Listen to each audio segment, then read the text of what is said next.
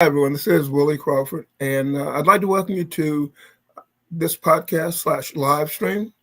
Tonight's live stream is sponsored by StreamYard, which I was talking to a guest with a few minutes ago. But StreamYard is a tool that I use. They're both sponsored and a tool I use, which allows me to simulcast episodes over multiple channels. It allows me to broadcast over YouTube, LinkedIn, Instagram, multiple places on Facebook, and when I properly configure it, it'll even allow me to broadcast anywhere on the internet. So it's a very powerful program. And all those broadcasts are going in at one time, and then StreamYard is showing me any comments that are coming in from any of our listeners. I'll post a link in the show notes to StreamYard for our listeners. Tonight, I'm joined by my brilliant friend, Joe Clayton, whom I've known for probably close to 20 years. We've worked on something like that. Yeah, worked on some projects together, and from time to time hung out at seminars and conferences. And let me tell you a little about Joe. I have his bio in front of me because I don't want to misstate anything, but Joe is a CTO, consulting engineer, entrepreneur, author, and devoted father of 7. And he's also a haiku poet, cyclist, and like me, a martial artist. With a master's in both software engineering and mechanical engineering, Joe's career is focused on a pioneering approach to software and digital technology, particularly in simplifying software and AI to enable both non-programmers, that's everyday people, and programmers to create their own apps and digital products without coding, using AI and a variety of platforms, with a particular focus on keeping the tech affordable to all. In his career, Joe has written over 3 million lines of code in 13 different computer languages on 11 different operating systems and created over 370 applications, systems, and products for the military, NASA, and for commercial markets. Joe is a fierce advocate of Visual Neo, which is a website and a simplification of AI tools. Joe's latest project is in partnership with Luis Hernandez, who's in Spain, of DeadEasySoftware.com. It's a very inexpensive membership site offering apps, tools, products, software, and information that democratizes and simplifies AI use and app creation through no-code software and tech tools such as Visual Neo. And that's a mouthful. Joe, thank you for joining the show. Yeah, I think that's enough for one bio. Yeah, I looked at it and I was a lot of times I'll edit things like that, but I said, well, it's not that long. Particularly, I mean, I've seen bios that were pages and pages and pages. You know, Oh yeah, there you have to. The bios we put in the books. We wanted to make them short, so it was both bios would fit on one page. We don't want to get too, So I cut it down from. I had a longer one. It was almost like a resume. Yeah, and on like your website, on your About Me page or whatever, you don't want to put all that to let people know who you are and your expertise and all those things. So I've gone through the software, as you know, and the book, and I jotted down a few questions, so I'd like to run over those, and then after running through those, we'll see if the listeners have anything, and we'll take it from there. Okay. So the first question is, I was struggling with what to call it. Is it a book? Is it an ebook? I think you call it an app book, but we call them apps books because they're a little bit different from a manual. It's about the apps, but it's also about a whole lot. When we came up with the idea and decided to do this, one of the things we did was develop a universal interface for our apps, so that all the apps have the same look, the same feel, and they basically work the same. So once you learn how to use one of the apps, you basically learn how to use all of them, which saves a lot of time when you're writing manuals, because manuals are boring. So if you write one manual, then you've got 99% of the manual for the next app. So it's basically so we didn't have to write these extensive user manuals to do this. But so what we've created instead is these apps books, or what we call apps books, which instead of just telling you how to operate or use the app, it also tells you how to use the app, the ways to use the app, or particularly on our apps like this first one, that the ebook is about, the screencasting, about how to make money using the app. And the book has so much of that sort of extra information in there. You can actually learn how to make money with videos, even if you're not using the app. Right. There's a section about the app and exactly how to operate and that sort of thing, but the rest of the book is a little more broad and a little focused on, making money with these videos. Okay. That And you're I creating. guess what was confusing to me was that it's apps, it's plural, and I was thinking, does that mean that it's the ebook itself is an app, or is it, Well, in a way it is, because there's so much, we put so much resources inside the book that it's as much a tool as it is a book. Okay. There's over almost 200 resources in there for doing everything from editing the videos to where you could sell the videos, how to do that. We've got all these resources things. So it's almost as much a tool as it is a book. And we approach it the same way. If you get a manual on Photoshop, per se, it's a manual on how to operate Photoshop. Right. It doesn't tell you all the things. It doesn't tell you how to employ Photoshop to make money, or how to employ Photoshop to do your projects or your work. You have to go to Amazon for that sort of thing and find a book that's specifically to that. So we just kind of took the user manual and books like those, and we slammed them together into one volume. Yeah. And we call them apps books because they're about the apps. It's plural because we have over 70 apps on the website. And eventually they're all going to have an apps book. So we call them apps books. Okay. Yeah. It goes far beyond. It's like one of the ones we're going to make for one of the no-code app makers, one of the apps that makes apps. The book for that is not just going to tell you how you do that, but once you've created your app, it's going to tell you where you can sell it, how you can sell it, where you can host the app, because these are web apps, and how you can sell access to it or give it away free. And all the information will be in there with links to all of these places that you can put, including the places we provide, but there are other places out there too that you can put these things out. So when they get that book, they're going to get all that information, just like they did in this ebook, except this one was about videos.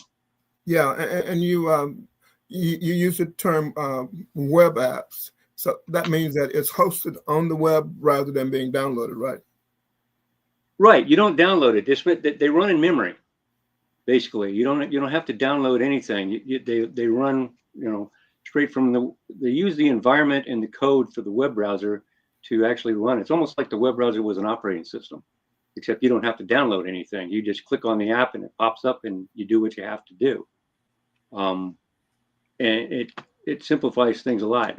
We say the apps books are not just a how-to book, but a how-to plus book.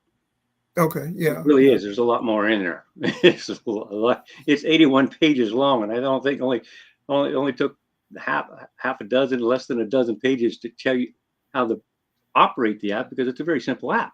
Right. It's powerful, but it's very, very simple. So the rest of it is all about the tools and what you do and how you do it and all that sort of stuff. Yeah, it's a complete course. To me, it was a complete course. I mean, I've been marketing goods and services online for over 27 years now, and yet I learned a lot of things from that about marketing, about positioning, and where to the marketplaces and things like that. So I found that very, very useful. Yeah, and as we learn new stuff, these books will always they're always available there on the website, and they're going to be updated. In fact, I added some stuff to the ebook this morning. Something I ran across that looked like a really good idea on something. So I added another resource link and a paragraph of information about what it was going to do for you. It was about places to put your videos at. It was another platform that I had found.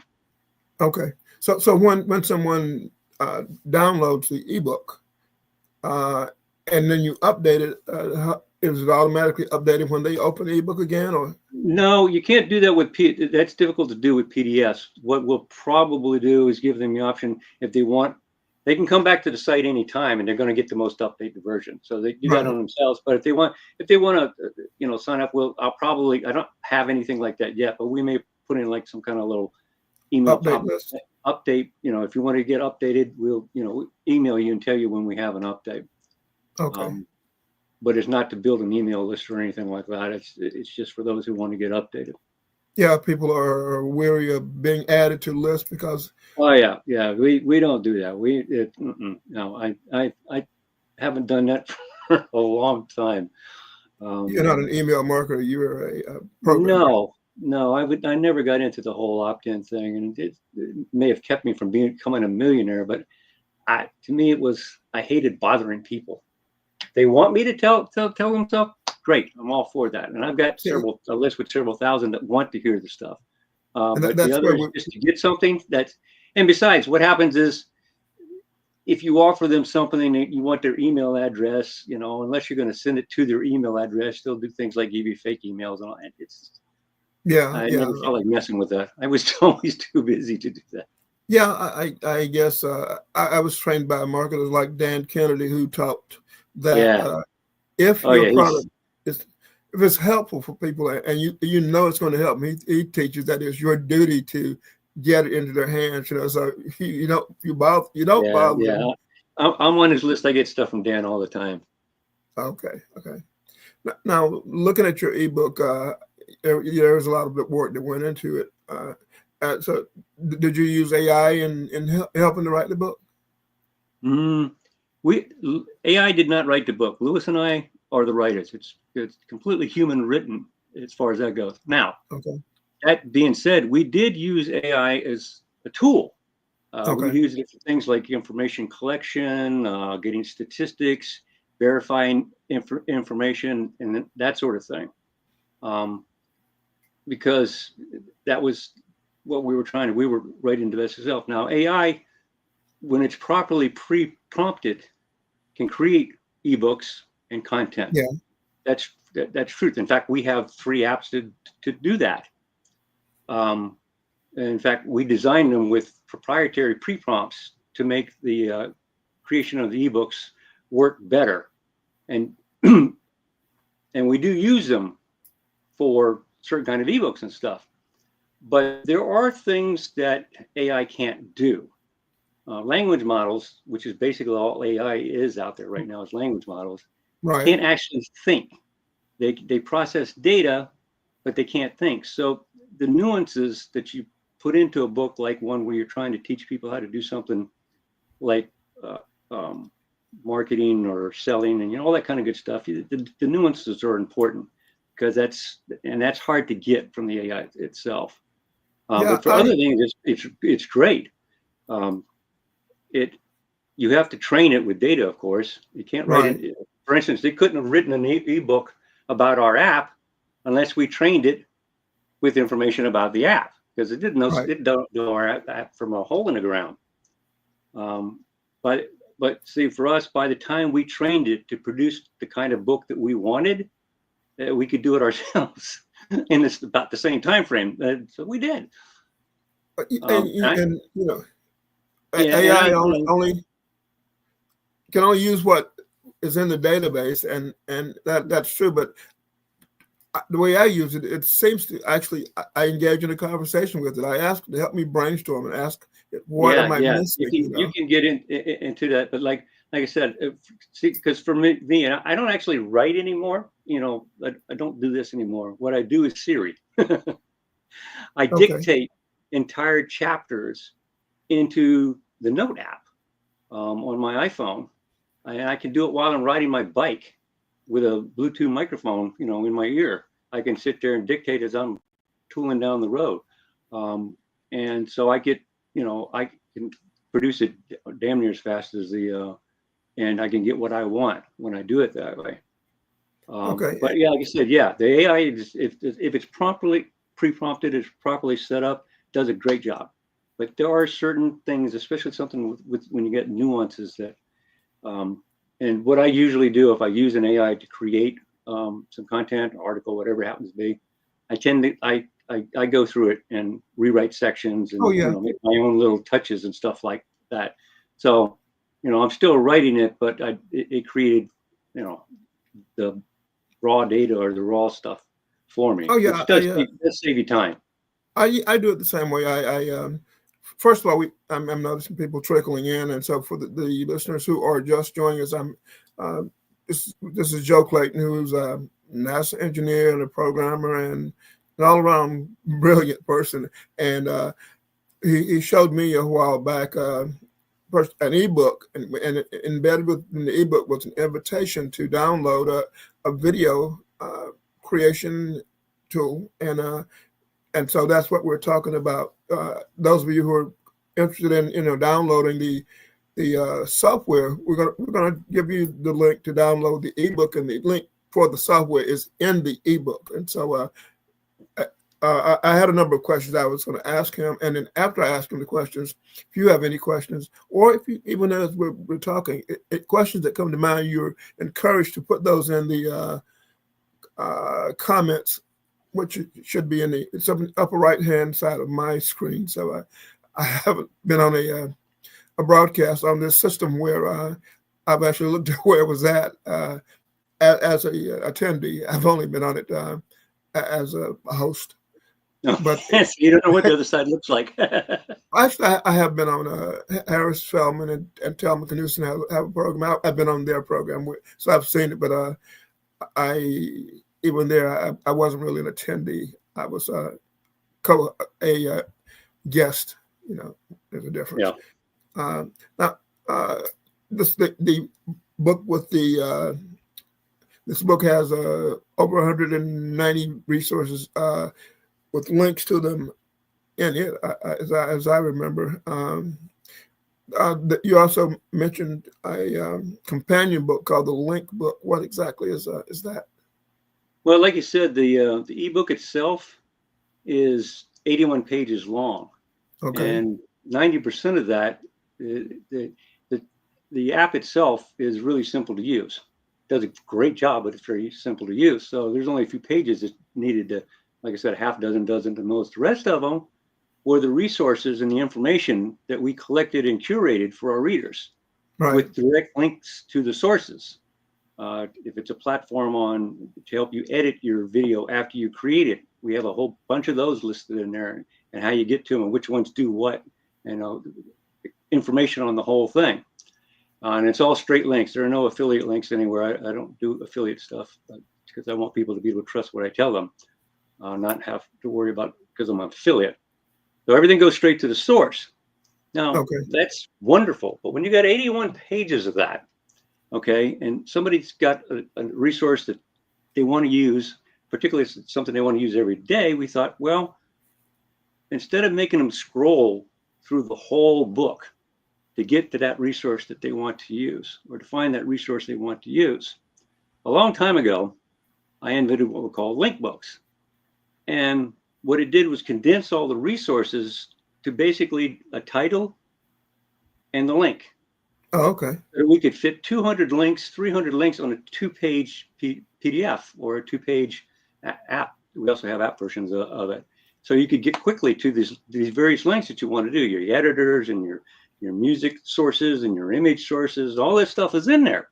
Image sources is a great one because image sources, we've got, I don't remember how many, 20 different sites for free images. Well, you want to go to all of them sometimes to find what you're looking for. That's a lot of links. Yeah. But with the link book, you just go boom, boom, boom, boom, boom, and you can get to them and they all open in separate tabs and all that. So that's what the link. So that's a separate PDF. That's a separate. Yeah, it's a separate PDF. There's also a version that's an app version. It's a technique I developed a long time ago. Maybe you remember back some years ago, you and I were at a conference in Orlando, and I introduced an app that I had created called the Dead Easy ebook maker. It was a Windows app. Okay. Yes. And it did things that other ebooks, including PDFs, did not do. Like play audio within the ebook, play video within the ebook, show pop-ups, buttons with links, and just a bunch of interactive stuff that I added to it. And one of the reasons I did that was I wanted to create link books.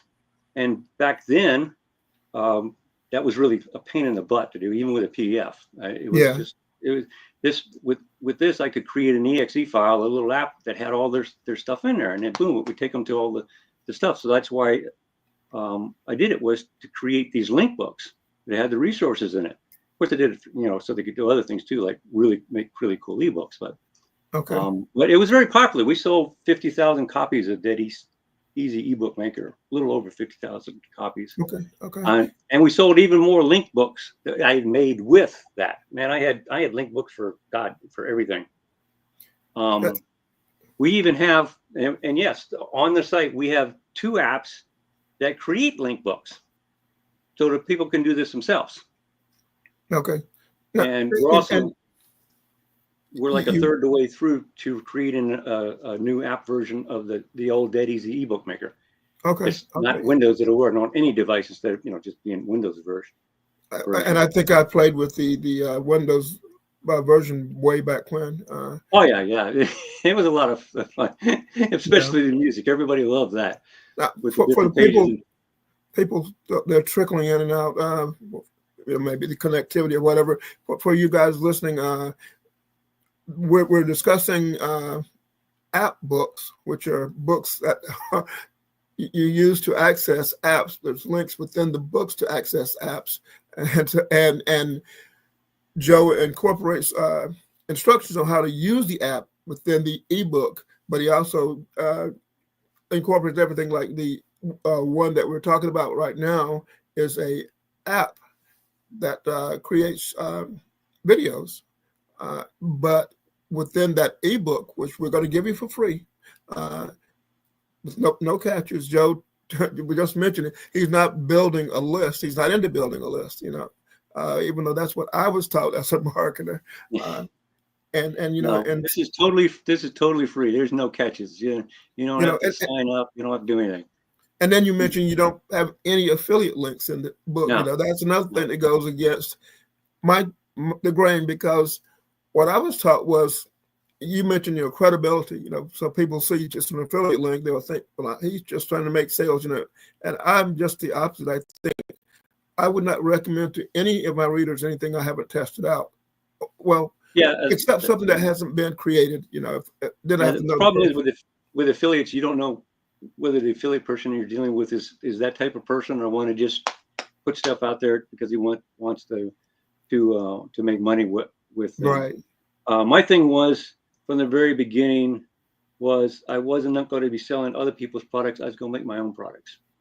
So I don't want to affiliate to somebody else. I want to send people to something else. I want to send them to my stuff.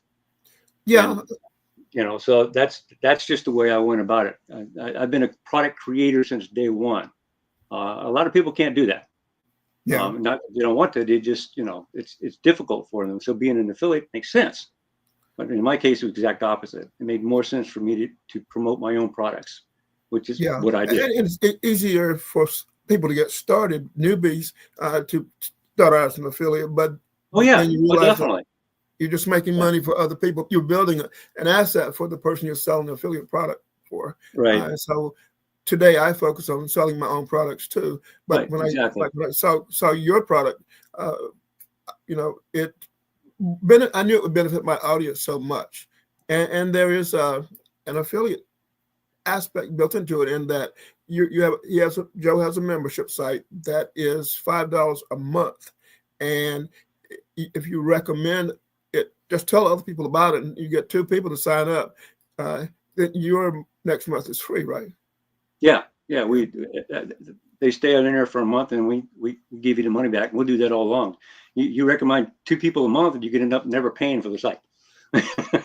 And then it's only $5 a month in the first place, which is, when I first saw that, you're putting all these products into the site. You mentioned 70 plus apps. Yeah, 70 plus, and we keep adding more. We got another 21 that we're working on that are in various stages of completion. So we're going to have well over 100 before the summer is up. And you have inside your site, you have an app that's an app maker, right? Oh, we got several of those. We got like over a dozen apps that make apps. So people can join the site for $5 a month, use an app maker to make their own apps that they can then do whatever they want with. Yeah. Even if even if you made an ebook and you left the site, left the membership, Right. if you made an app and you left a membership, it's yours. Okay. It's the ebook's yours. You created it. Granted, you used our software, but you created it, so Right. it's yours. So you don't have a built-in way to deactivate it. Yeah. No, we don't do any of that. You mentioned also embedding links like or music or whatever into an ebook. That's something that I looked at numerous times for the biggest reason was because I wanted to sell ebooks on Amazon, and actually I was taught by somebody you could pull your entire website into through an ebook into Amazon, just with links, pulling the pages in, but Amazon also charges you based on the size in gigabytes or whatever of a product, or megabytes. So does that add a lot of bulk to the ebook when you're pulling video or audio into it? Well, you're not actually doing that. And we can get to that when we talk about the screencasting, but later on we'll talk about the YouTube book, which does exactly what you're talking about pretty much. But it's not actually, you don't get that bulk that you're talking about. I'll explain it to you then, but it's okay. Why don't we get back then to see, why did you write the book in the first place, and why did you focus on screencasting videos? I love to write, which is always a motivation for me, but I hate to write things, like I don't like to write sales copy, and I don't like writing boring manuals. I wrote some boring manuals for the Army way back, and oh my God, I hated that. So, when I write, it's like the sales copy. I don't write traditional sales copy. I prefer people that come to the site or about the software. I tell them what it can do for them. I tell them what problems it fixes. I tell them how little it costs, because we always make things as inexpensive as possible, because I'm always focused on the everyday people, and how much they get for that. And then I let them decide, you want it, you don't want it. That's which would drive somebody like Dan Kennedy absolutely nuts. Yeah, I remember reviewing one of your sites and actually critiquing your copy, because I'm used to a specific format that's and I tell them what they really want to know. I tell them what it can do for them, and tell them how cheap it is. And if they join, great. If they don't, okay, that's fine.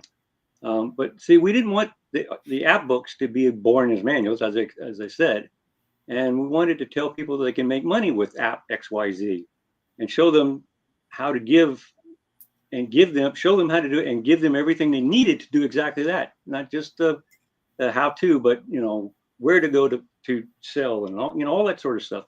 And that's why I wrote the app book. The reason I chose making screencasting videos, first of all, it's a very simple kind of video to make.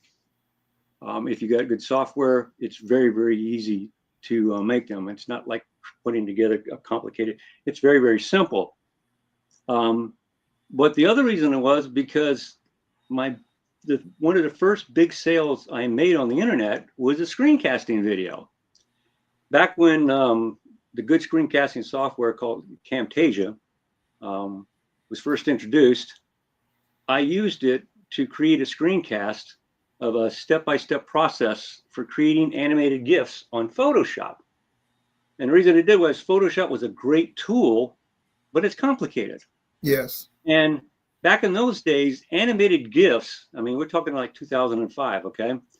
Animated GIFs were kind of used the way videos are now, because back then, videos ate up a tremendous amount of bandwidth that you had to pay for. So you didn't use videos that much, at least back then. So I was showing them how to do this thing, how to make an animated GIF. And again, along with that, I told them, okay, this is what you could do with that animated GIF. You can do what now would be a video sales letter. I didn't call them that now. I forget what they call them back then. But it's basically what it was. It would tell everybody the benefits of whatever it was I was selling. And at the very end, it would have a link, okay, go get it, type of thing. And it worked very, very well. So that simple screencast video I made, I sold it for a little over it was like $5.50 or something like that. I sold over 100 of them from a one-page website, because screencast videos are very easy to make, but they can be very profitable. You're not going to sell a screencast video for $1,000 or nothing. It's a small price ticket, but it's easy to sell small price tickets, especially if it's not something you normally do. Right. If you're new to selling. Why don't we define screencast for our listeners? Okay. Yeah.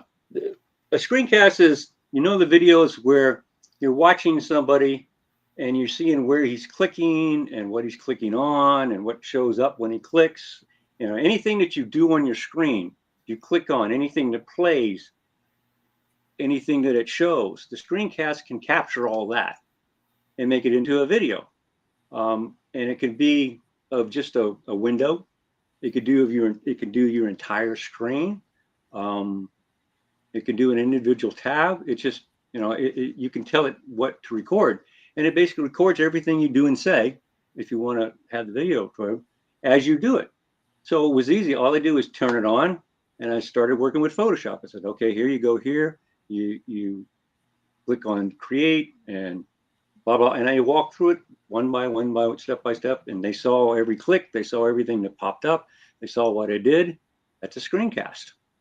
It's an over-the-shoulder type thing. It's a very simple thing to do, because it's all you're doing is recording something you do all the time. Most of the time, it's something that you know how to do. So you just go through it and it records it.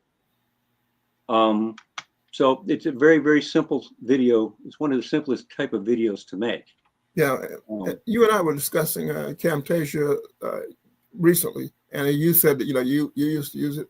I used it until I discovered your software.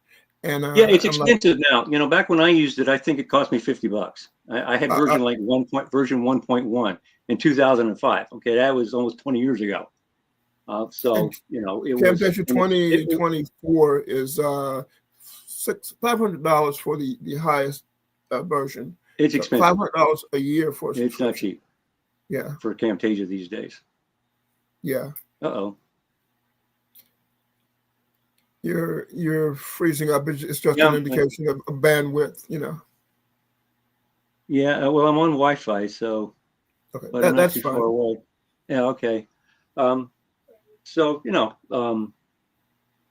forget what I'm saying.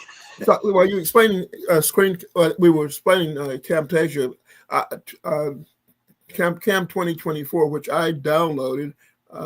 It is $500 a year for a subscription. Yeah. So it's nice software and all that, and if you can afford it, fine. But since our software is free, I mean, the app is totally free. This particular one, which we chose one of the free ones. On our site we have a couple of free pages where we always have free apps. We always have free ebooks and free videos and all this stuff for people to come and visit, and they will always be free. There's no sign up, there's no opt-in, none of that. You just come.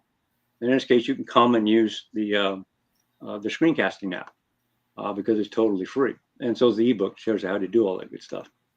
Yeah, and that was what I was telling people in my email and on Facebook and LinkedIn and Twitter and everywhere else. Yeah. I shouldn't say Twitter. Elon will get mad with me, but it's X. But and I've spread the word, and I will continue to spread the word. And I actually encourage our listeners to share this video or spread the word. We'll give them a link to go to, and from there they can help share the word. So you said you're not making the an ebook. Like if I were going to do an ebook and put it on Amazon, it wouldn't be bulky because it wouldn't physically pull all that video into I want to talk about this other app. I'll explain how that works. Okay. But yeah, it can be done that way. So and this is not going to be the only apps book. Yeah. So how many do you envision creating? Well, we have at least 28 apps on the site right now that are focused specifically on tasks and creations that can make you money. And we're going to have one of these apps books for every one of those at the very least. Of course, Lewis and I are not writing all of them. We're basically writing a few of them, and then the team will help. And we want to show them what we expect from an apps book as opposed to a manual. Because we're creating, we're really creating an ebook that's a tool, because we've got so many resources rammed into it, and it goes above and beyond. In this particular one, it goes above and beyond just doing the screencast. I look at all the apps and all the tools that you have for a $5 a month membership that we mentioned earlier, and I wonder why you don't create more separate sites. You know, one focused on this, one focused on each area, so you could charge more for it. You know, you could charge $29 a month for 10 different sites. You know. We have everything on this site. It's the home for the apps, the ebooks, the video courses, the tutorials, the audios, the e-courses, the free services. All of them are focused on apps and making money with apps. The site's getting big and bigger, and although it does have a small problem, as you mentioned, we did not spend a lot of time making this site look beautiful or promoting it. We spent a lot of time making it useful. And adding to it and developing more for it. And so we've done a really terrible job of getting the word out. We got this one thing we haven't done a great, but this ebook should help with that. That's what I'm hoping anyway. But the reason, as Lewis likes to say, we call it the one site to use them all. We're both Lord of the Rings fans. If we made a site for each different, like the three apps that we have to create ebooks, we could have created a different site for each one of them, and people would probably pay $5 to get something that makes an ebook for them. But we didn't do that, because if we made a site for each different app, then you'd have to pay for all these different sites if you wanted to use more than one app. And people are already having to deal with that, particularly with AI, because there's so many different AI models. But the models and what they can do are not the same. Right. So, and each one of these models, if you want to get, pro or the plus level, is $20 a piece. You can rack up an enormous amount of money just trying to have all these different AI models, because they all do different things. And free AI itself, it's great for getting questions answered, but you're not going to write an 81-page ebook or create other complete products with, free AI. It's just not without an intense amount of work that you really don't want to have to get into. And they charge $20. I started on each of their apps just to get the unlimited use, get the kind of use where you could create an ebook with the apps. That's $20 a month just for that one app to do that one thing. And we decided we wanted to fix those problems. So that's why we came up with the one site to use them all. So when somebody, they have access to all the different large language models when they join your site, isn't that costing a lot for all those accesses to you guys? It does. Well, okay. The goal of our site, and we even say this on the site, is to make our website too good to be true. Make it as inexpensive as we possibly can, but worth 10 times what we charge. So as many as everyday people as possible can afford it and can easily profit from it without having to spend a fortune. And we have a method, we have a way that we do that. And we even mentioned it on the page, how we made it inexpensive. And I'll tell you, well, one of the things we did was negotiating bulk buying of tokens. Okay. So we can get them cheaper. Obviously, everybody understands what bulk buying is all about. There was a lot involved in doing that. We also developed a proprietary AI gateway system to all the best models. Okay. And the way we did that, we saved money doing that as well. We're also optimizing inside of the apps all the prompts that go through before they get to the model. We make sure they're efficient. improve them, so to speak. So the user is not spending as many prompts because the prompts actually make it into the and we're not, outside the site. and we're getting more efficient prompts, so it's costing less.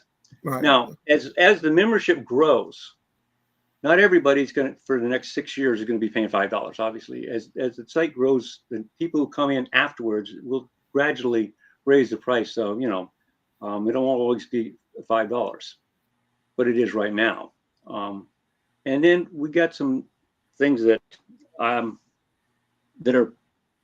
we're doing kind of proprietary. All I can say is that I'm using some data models I designed back when I was at NASA, where I was taking care of networks and network loads and a bunch of other stuff, and I applied that to our system to make it incredibly efficient, and a few other things that, like I said, that information is proprietary.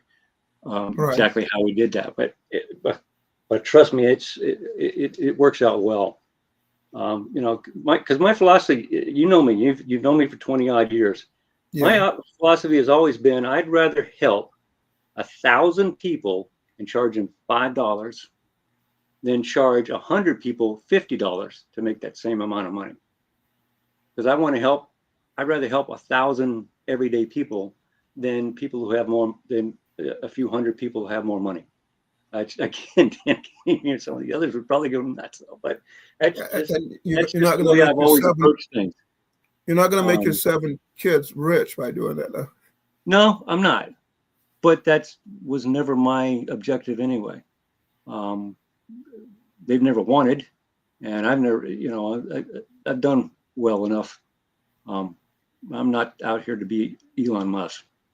You and I both have military backgrounds, and I understand one of your sons is actually Air Force now, and so we grew up serving people, taking care of them. I understand that philosophy, but my grandmother was very much like that. That's where I got it from, as much as my father.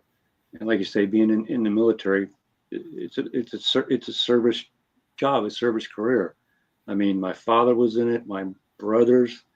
2 of my brothers, 2 of my sons, my aunts, my nieces.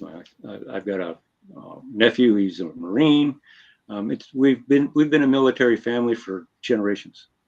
So yeah, we've always been service oriented. Yeah, and so you're a very giving person. You could easily charge $97 a month for all the things that are on that site, and there'd be people who happily pay for it. I mean, I'm paying $20 a month for ChatGPT for the pro version of that. I have access to X.com, old Twitter, and I pay for the premium access to Twitter. And so, that stuff adds up, and that's why so many people are hurting, because that stuff adds up. And I don't want to be one of the people that hurt. I want to be one of the people that help. I say use also often another service, and that is probably once a week or something. There's a new AI model being introduced, new large language model being introduced, and so people they'll sit there, they'll say, "Well, should I jump from ChatGPT to Notebook LM to whatever?" And and that's another problem that irritated the hell out of me. So in our apps, every single app has every single model inside the app. Okay. When you want to do something, if you want to create the ebook, you can go to a list and say, I want to use Perplexity to do this. I want to use DeepSeek. I want to use ChatGPT, whatever it is. You can choose the model that you want to do that particular task on that particular app. And right now we're hooked into 150 a little over 150 of the best models that are out there. We curate the models too. There are a lot of models out there that are very, very, very specific, and they're not cheap, and so they really wouldn't fit well into what we're doing. But we took the best ones out there, and just about anyone, Claude 3, Meta, it's all in there. And it doesn't matter which app you're using. Now, the Screencaster app is not an AI app, so it really doesn't matter. That one it just doesn't need AI to do its job. And you don't always need AI to do the job. That's something people forget. But for the AI apps we have, screw the whole nonsense of paying $20 a model to use one model. I mean, that stuff that adds up real quick. We give them. I mean, just in using ChatGPT, I may ask it to, or some of the models, they have one is good at text, and another is good at graphics, and one has to reach across to other models to pull graphics into their output. That can get very expensive. So yeah, I appreciate it'll add up so fast, and you don't even realize it. And the thing is that Perplexity is good for one thing, and DeepSeek, for instance, really good with writing code. Perplexity, not so much. But you're not always going to want write code, and you're not always want to do what Perplexity does or what Claude does. What they shine at. You may want to do it sometimes. So you're paying $20 a month for something that you may not use all the time, and it's just silly. Use the app and select the model you need when you need it to do the job. That's been our approach from the get-go. And we've got one that I want to show you when we get once we finish talking about the screencast, which we're getting close to doing that. It's called Double AI. Double AI. Okay. And Double AI is a unique app. We're the only one that's got it. It can access two AI models simultaneously with one prompt, same prompt, and they do them side by side. So you could say, I want to use ChatGPT and I want to use Perplexity, and I will give it a prompt telling me to create a 500-word article, and it'll send the prompt to both of them simultaneously, and the output comes out simultaneously. And if you're on a big enough screen like a desktop, you'll see them side by side. On a phone, there's a little toggle switch, and you can switch back and forth. But it creates the output from two models at the same time. So you can pick the thing that works best, or you could create two different versions of an article about the same thing, because you want to put one up on one platform and one on another platform, which is great for SEO, because it's the same information, but it's not written the same. So you don't have the duplicate content penalty. Yeah, the duplicate content that Google will slap you for. So you can have multiple content. Plus, you can create blogs faster. You create two, and just go wild with the things. We created that just for that purpose. We call them general access apps, which means you can prompt them for anything you need, make an ebook, whatever it is, and it'll do both at the same time. It's really cool. Yeah, it sounds cool. I'm looking over my notes, and I've asked a lot of the questions that I have down here. So there are no restrictions on what people can do with their creations. I mean, as long as it's legal and ethical. Once they create something within any of the apps, it's theirs. Right. Yeah. It's even the apps that they create are theirs to give away, sell, use, whatever. We don't do any of that. Well, you're no longer a member, so we're going to cut you off nonsense. You created, it's yours. When you're creating screencast videos, you're basically recording everything that's on the screen or any portion of the screen to include the sound if you choose to. Right. You can include it or not include it, and then add it later because it's a video. Okay. You can lay an audio track on top of it if you don't record it. Which we have done. Sometimes we do just an audio, because on our apps are so simple. It usually takes a few steps and you're done. So if I'd like to create a video using the screencast app, can I then go in and I can then go in and remove or add sections, splice in sections of audio or video into the original creation? It creates the web format of video, which is actually the format YouTube requires, and it can be converted to an MP4 if you want to use MP4. But everybody has the web. It's WebM, I believe it's the way it's spelled. Yeah. That's the standard for the universal format, if you will, and that's what it creates. So yes, you can edit, but our software the screencaster records the thing, but you don't edit with screencaster. That's why in the ebook, we give you the links to all the free, everything in the ebook that we give you costs nothing. Okay. If it costs something to use, we don't recommend it. We don't give you a link to it. Okay. You can edit videos with Adobe, but we don't give you the link to Adobe because that's expensive. We found for every one of the resources that we have, it's like the ebook itself, totally, completely free. No free trials. Not trial versions. Not trial versions. No free trials. If it's a free trial, we took it off the list. None of that stuff. It has to be an actual, they have to have a free version. And normally they'll have a free version and a pro version, and that's fine.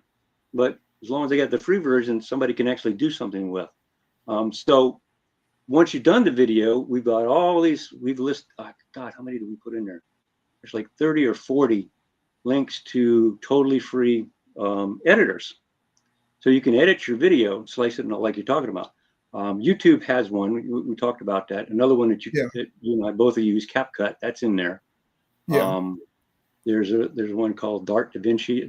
There's a bunch of them in there.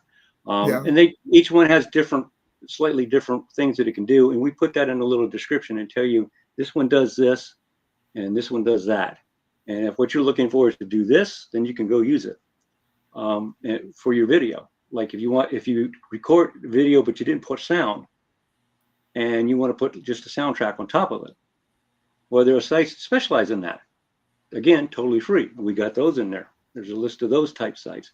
So you can go and add audio, edit your video and add audio to it.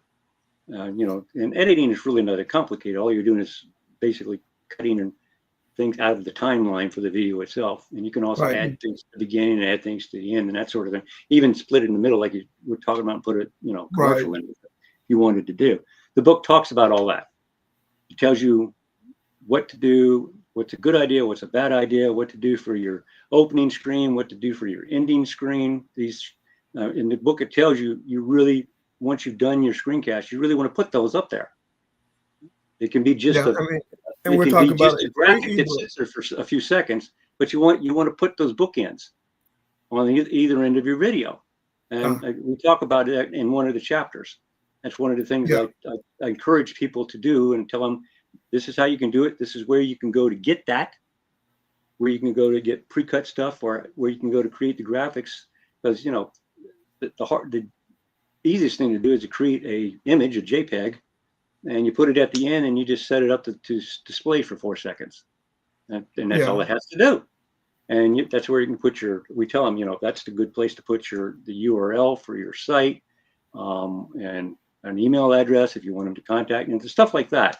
And then the one in the front is the intro. This tells them this is what my video does. This is what's going to do for you, type of thing. We also talk about doing thumbnails for the videos. Like I said, anything that dealt with creating a video and then make it into something you could sell is in the book. Yeah, I remember you showed how to add music to a video. Music that's a low enough sound level where it adds to the video rather than distracting from it. Right. Yeah. And exactly. I hadn't been doing that before. Yeah, and you can actually, with some of the editors like CapCut and the ones that are better, you can actually have 2 soundtracks. You can have a really low background music track and then a voice track that's talking to them, and that really comes across much better than just the voice track alone. And again, we have sources on there where you can get these audios. These free audios to do that sort of thing. If it's out there and it's free, we found it. I grew up creating what some would even call ghetto videos. I remember my friend Catherine Gage talked about, creating something that's good enough, but you don't spend all this time trying to make it polished. As long as it gets the message across. Yeah, that's something that they teach you in marketing. It's never going to be perfect, so don't try to make it perfect. There's a word for the minimum viable product, MVP. Yeah. That's what they're talking about. Make it, good, and that's as far as you have to go. Even if it has a mistake in it or something, that's okay.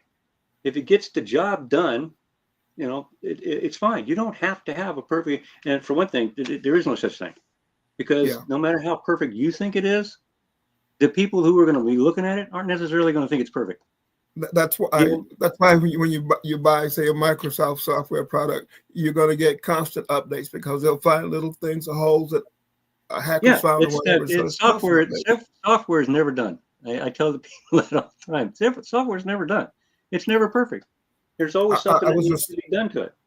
I'm a certified software tester. I was certified by the military, and my job was to reject software before it was accepted from the developers. And but we had to learn when it was good enough for government work. If it got the job done, that's where the phrase came from.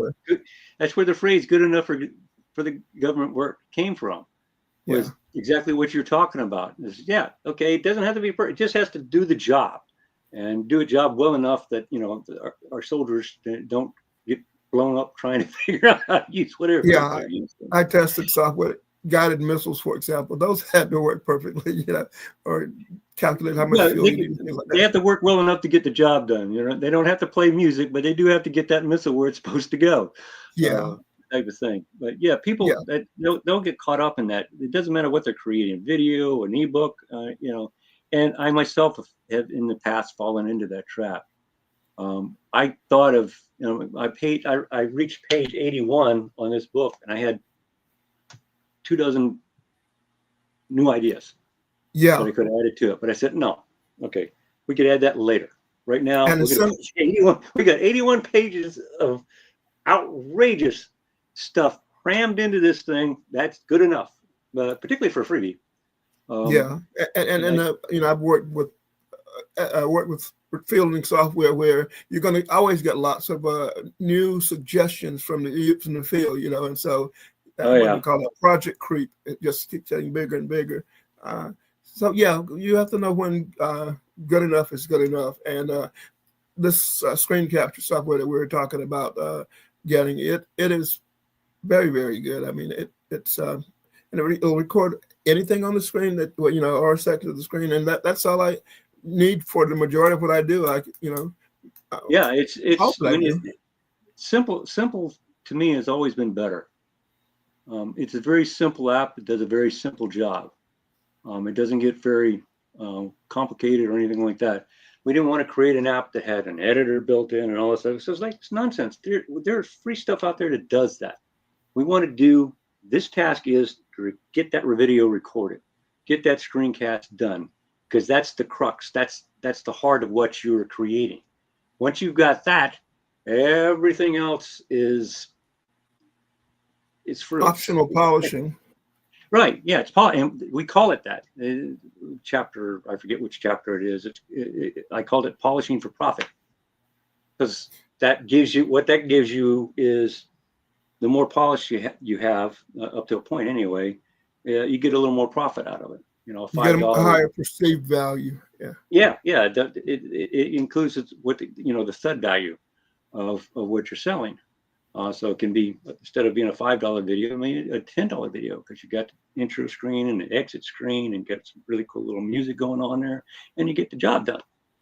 And I also talk about things like we did with the link book, which the campaign, there's a section in there where I talk about, okay, you've done this little video. Why not create a little bit of text? I'm not talking about a huge book, just 3 or 4 pages of text. Right. That go with the video, to tell them a little more than what they see just in the video, ideas and stuff like that. It doesn't have to be a book, half dozen pages, and AI can help you with that. Right. That's where AI, that kind of thing is where I shine. You can tell AI what your video does, and ask it to, give you some ideas of how they could use it. A lot of different things like that.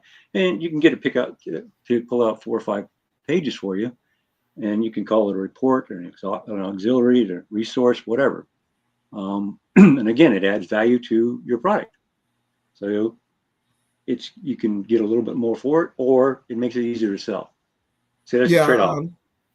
The marketer in me is taught, and I've created numerous courses. I've got one now that's a $2,000 course on how to rank and rent websites, So you can, some people like consuming audio, some like consuming video, some like to read, and a lot of them want a quick start checklist or whatever, some step-by-step checklist they can just glance at to make sure they're following properly. And the more you add, the more you can get for your product. If that's that was one of in fact, you're right. That was one of the things I suggested as an add-on for the videos was a checklist. So you got this step-by-step thing, and you give them a little checklist to make sure they did everything.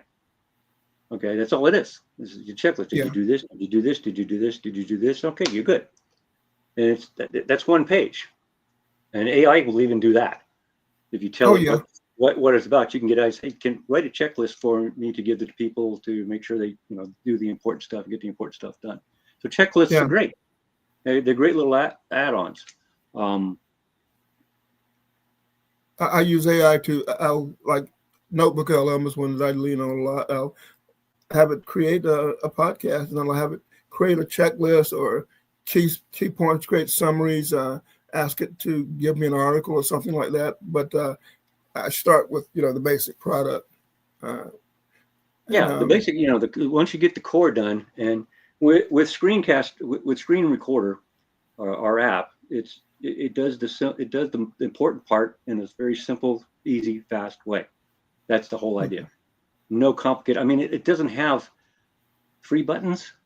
I think in the whole thing, there's a drop down, a button that says start, a button that says stop, one that pause. There's 3 or 4 buttons. That's it. Because that's really all it has to do. It has to be able to record audio and video, or audio only, and be able to pause because you want to collect yourself or do whatever and continue. And there's not a whole lot. And then it gives you you download the video that's created, and then from there you can take it and go polish it and all that good stuff. Now you mentioned that the video that's created is in what format is that again? It's I'm trying to remember what the extension is. WPM, something like that. It's standard. Yeah. It's a standard web format. It's more efficient than MP4. Okay. That's why, and it's better. It does a better job of dealing with aspect ratios and all that sort of stuff. That's why YouTube literally is happier with that format than if you give them an MP4, because it's easy and fast for them to take that format and turn it into an MP4 than to do the reverse. So I imagine even when you upload an MP4 video, YouTube spends some time uploading and then it spends time processing. I imagine it's in the background changing it to that other format. Yeah. See, with the NPM, they really don't have to do much processing because they can zip that into an MP4 like nothing. Going the other way around is harder. It is a better format. It's better all the way around the way it does it. And it's in memory wise, it's more efficient. Not a lot more efficient, like 5-10% more efficient, but it is. So that's why we chose the because it's better to start with the best. And you want to change it to MP4. We give you a list of sites for that. You just want a quick change it from WebPM to MP4. Well, here's 10 free sites that'll do that for you. Yeah, upload the video, boom, train it, download it, you're done. I use one of those sites that'll convert. Right. Yeah. We have a list of them. As long as they were totally free and people could use them, we put them in the resource. Yeah, I use one that's in the resource. Some of them, they're like, I use one that it's limited to the size of the file. If you've got a huge file, then they have to do a little bit of that because they're doing it for free. But you don't normally get unless you tried to make like a 2-hour screencast. That would be a big file. But, it would be. Your average screencast is going to be 5-10 minutes, something like that, and that's nothing. And you actually teach that it's better to make short videos. Oh yeah. People would rather watch, and I put this in the book too. People would rather watch 6 short videos of like 3 minutes than a 20-minute video, because it gives them a pause. It gives them time to process. They watch it 3 minutes. They can think about that for a few seconds and then go to the next one and go next. And they really prefer that. I know I do. I don't like long, long videos. Unless I'm watching Lord of the Rings, I don't want to watch long videos. Yeah, I've purchased some courses where there may be 10 5-minute videos or shorter, right. And I've often questioned why there were so many videos in the course. But then again, my attention span is fairly long. Yeah, it's for the average person, the attention span is quite short. I mean, let's face it, and that's the way things are these days. It's even worse now than it used to be. So it really does work out better. My experience has been better with rare. Sometimes you get something that I can't think of anything off the top of my head, but sometimes you get something where you really need that 10 minutes at least to do it right in that one chunk. Yeah. But that's usually a part of something that's really takes 4 hours to teach type of deal. So it's still a smaller video. It's just longer than your normal small video. And I've seen courses like that, but for the most part, and screencasts it's making a 5-minute video with a screen is a piece of cake. I mean, it's just super easy. I'm not sure how many. I see people coming and going, and the number going up and down. I'm not sure if you want to go ahead and give them the link to access the. Oh yeah. Ebook, which has in it the software. Yeah, it's real simple. Our site is called deadeasysoftware.com.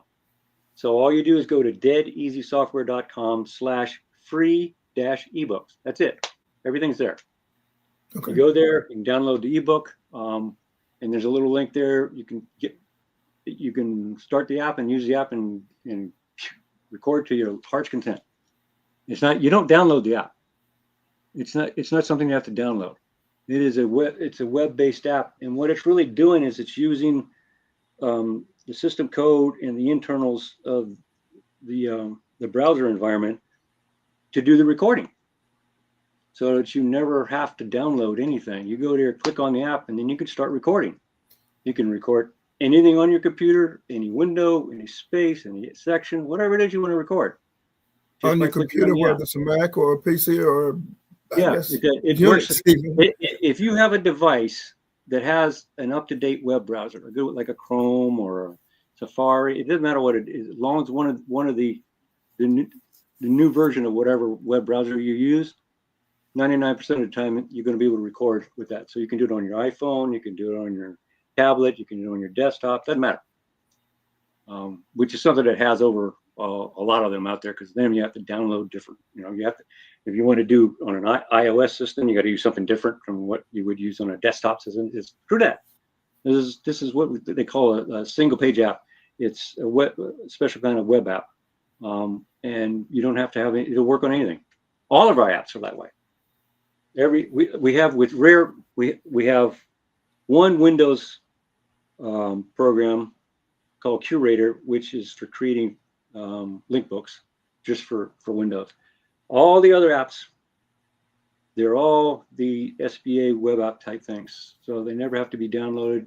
They run on any device. If it's got a web browser, if it's a device that can handle a web browser that has some kind of web browser on it, you're going to be able to run the app, whatever the app does. And when they download the ebook, which is at deadeasysoftware.com/free-ebook. Ebooks, yeah.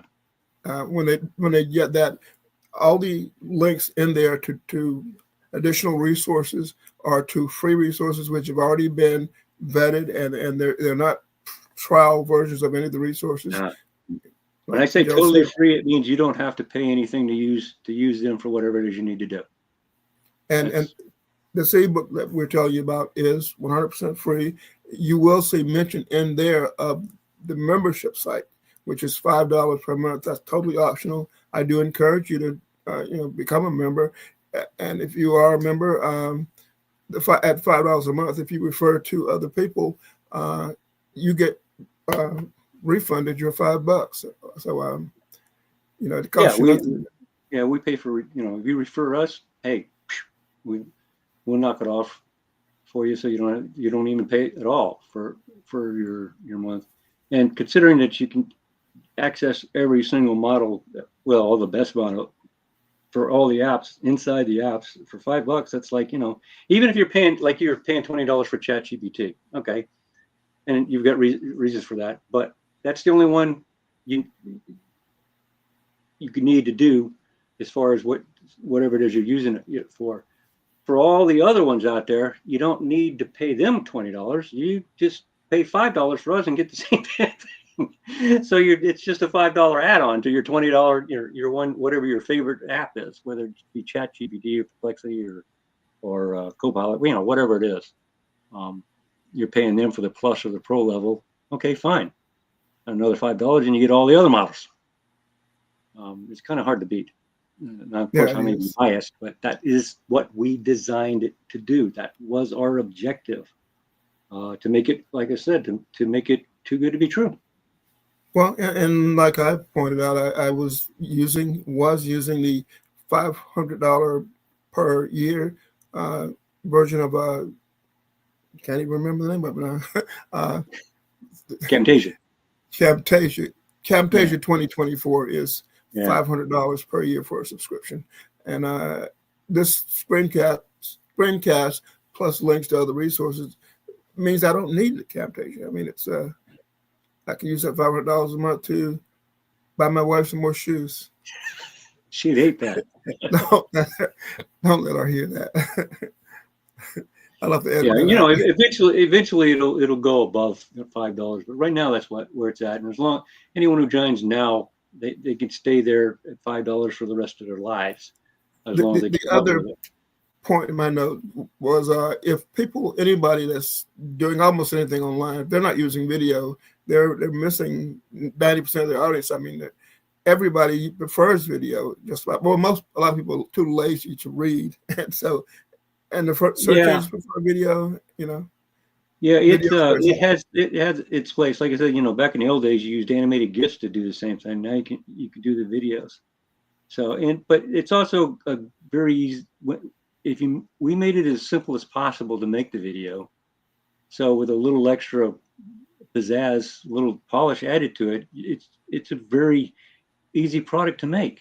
It's easier to make a good little video and sell it for $5 or $10 than it is to make a proper ebook, even if you're using AI, because AI, if you don't edit what it creates, okay, you're asking for potential problems, because you will get hallucinations and other issues.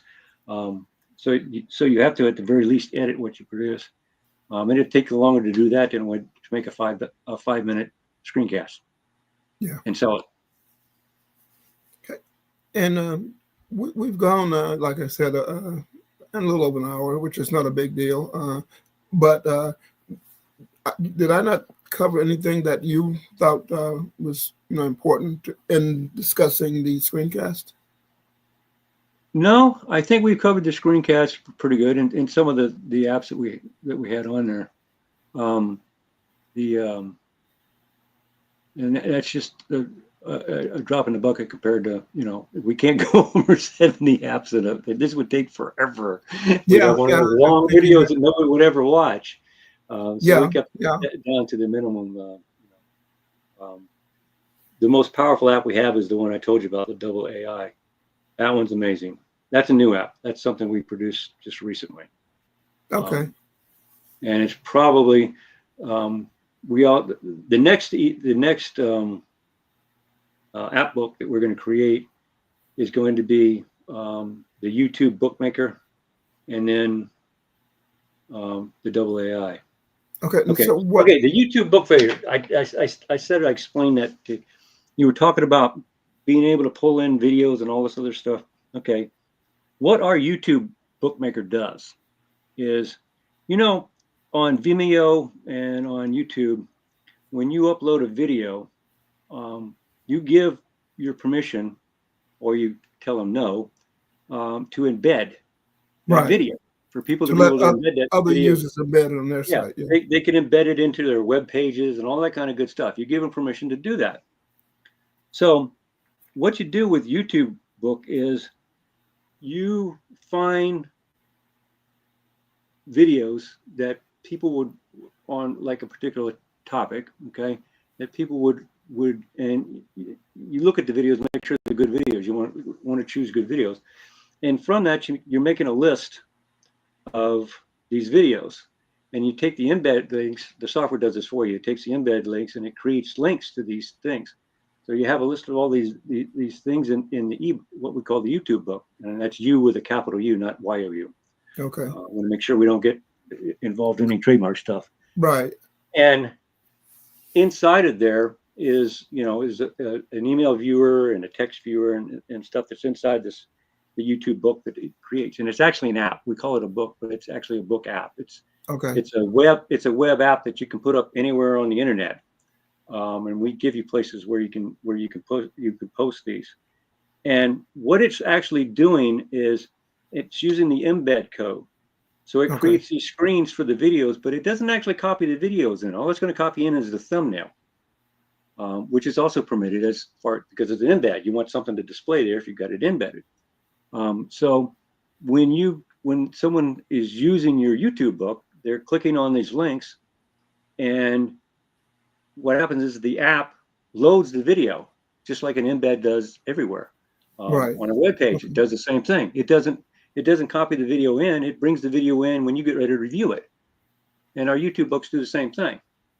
And it can also, we have a different kind of book called a Dazzler that can do the same thing with audio. But it doesn't bring it in. It doesn't store it. It keeps this stuff there and it brings it in as it's needed. So that you end up with an app book, if you will, that it's only a couple meg max. Okay.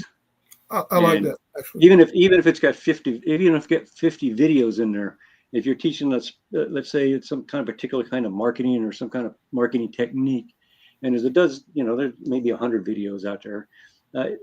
People will pay for something that saves them time and saves them work. So if you curate these videos for them, you find these videos and say, these are really good, or create them yourself. You could use the ebook instead of using other people's videos. You could upload your own videos as unpublished, all right? And then sell the YouTube book with the links in it. Okay. And it loads them into the app for them so they can see the whole series. And you don't have to put them in a bunch of different web pages and all that kind of, you just create the app for them and you put the app up with a link, just like we're doing for the ebook, and boom. And we also have it has a password function in it, so you can put a password on the YouTube book you create, and that way you can sell it because you can, you email them the password. Can't share it on the right. Yeah, but see, that's an example of doing something where you're not really putting all that stuff in there. You're just bringing it in as you need it. Because with PDFs and stuff like, you can't do that. You can put a link in the PDF, but you're not, when they click on it, they're going to go, to YouTube. And the other thing about YouTube's, the problem with YouTube and watching videos on YouTube itself is that the YouTube page is a distraction. I mean, you've got the video there and you got comment sections down here and you got all these other videos sliding on the slide, and you see these ads that show up on the web page in addition to the ads that show up inside the video. Okay, that's a distraction. Yes. With a YouTube book, the only thing they're going to see is the embedded video. They're not going to see all that other stuff that's on the YouTube page. Now, if it will show, if YouTube has a video app attached to it, like they do sometimes on some of the videos, it'll show that. But you don't have all that other distracting stuff. You're going to have all they're seeing is the video you want them to see, and none of the other stuff. Now you can put an ad on there. We have a place for doing like a banner ad and stuff like that, so that you can monetize your YouTube book. But YouTube is not monetizing it because they're not watching it on YouTube. They're watching it on your app. Okay, and I teach a way to get around some of the things you mentioned, in that you can control what's shown off to the side. I can set my YouTube. Yeah, you can do settings and mess with that, but most people don't. A lot of people don't even know how to do that. And this one, a complete novice could go, oh, cool. He picks up 10 videos on whatever. Like want to create an ebook on. It could even be music. Whatever's on YouTube can be part of your YouTube. I'm just thinking, 90% of people worldwide now probably are deficient in vitamin D. which is both a vitamin and a hormone. And so I could find 20 videos on the functions or the benefits of vitamin D, put all those into one book and create the vitamin D ebook, and sell it. Yeah. It's a YouTube book. It's basically, and there's nothing against that. In fact, the thing that you're not allowed to do, as far as the YouTube terms of service and all that, is you're not allowed to actually copy the videos in. If you did that, then you would be violating the copyright and all that other stuff. But since they gave permission to do the embedding, then you're not. You're doing exactly what they said you could do. You can embed, and since it is a web app, which is basically a single page app, it's just like a website. It just happens to be more controlled than a website, but it's basically for all intents and purposes, it's a web app, which means you can make an entire web app into and create an entire website, but it's actually a web app if you wanted to. So you're not violating any as far as we know, any rules or all that stuff. So it's a real simple way to make. I mean, it's almost as simple as screencasting, as far as getting something, a product together that you can sell for a few bucks. Yeah, we're not trying to create things that sell for $1,000 here. We're stuff that's a little inexpensive stuff, particularly for beginners and people who don't have the experience. Much easier to sell. But if you have $110 or $505 ebooks, and you just sell a few each month, that's a nice extra income. Yeah, and you don't stop selling. You leave the pages up, and they'll still make some money along the way. I've got several pages that have got $5 stuff on it that have been there for 10 years, and they still sell some stuff occasionally. Yeah, I have videos on YouTube that are selling products, and some get thousands of views, regularly, and they're 15-year-old videos, Yeah, so making these small stuff, it's a great way to start out, particularly. But I know people like big time marketers that are still doing $10 books on certain things. Of course, they do upsells and all to that, but yeah, when Dan Kennedy and some of these other guys, they'll either give away something, or they sell it really, really cheap. The idea being that they're going to upsell you later, further down in the process, in a funnel or whatever the case may be, but they're still selling that small item, and a percentage of the people don't go for any of the upsell stuff. They just want that one item, and that's great. They still made some money. They're not going to get rich on that particular thing, but they still made some money. And for people who are into list building, when you build a list by selling an inexpensive item, something for even $1, what you're doing, you're building a list of proven buyers, because and particularly since you're not selling somebody else's thing, you're selling yours.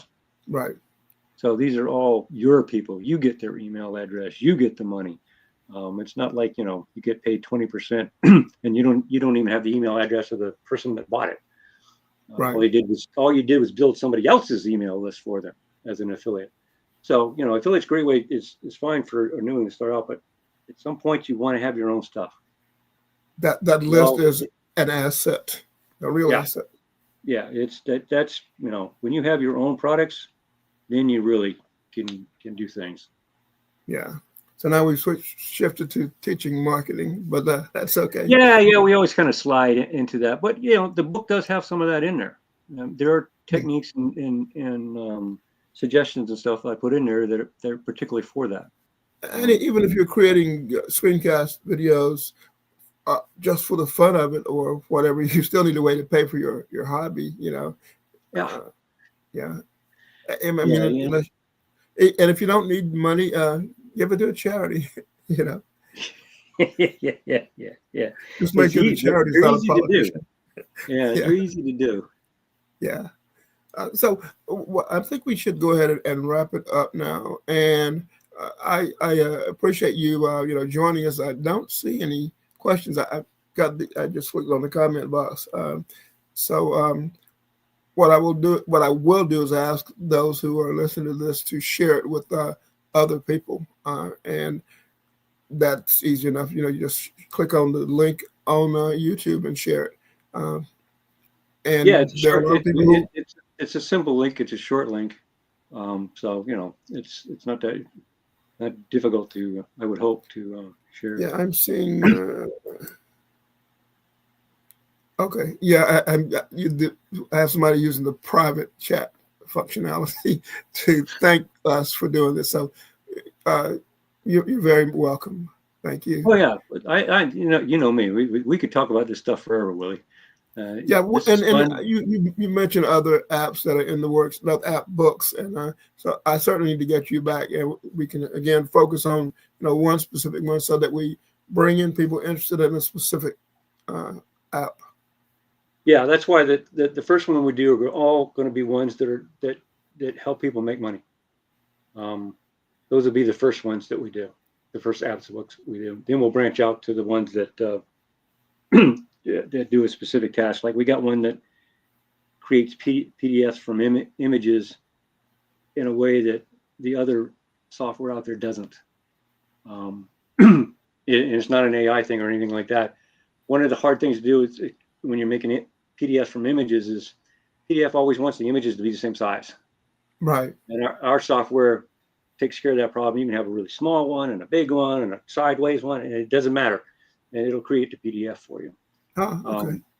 Lewis uses it all the time because when he's developing stuff for other clients and he creates something, he takes pictures, screenshots.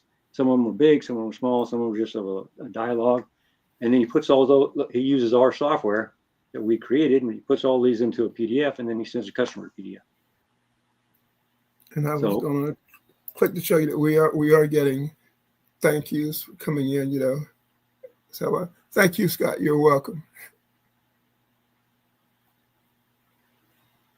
Indeed. It's fun. I I could talk about this stuff forever. Like it's software. Yeah. So, but I'm going to go ahead and wrap things up.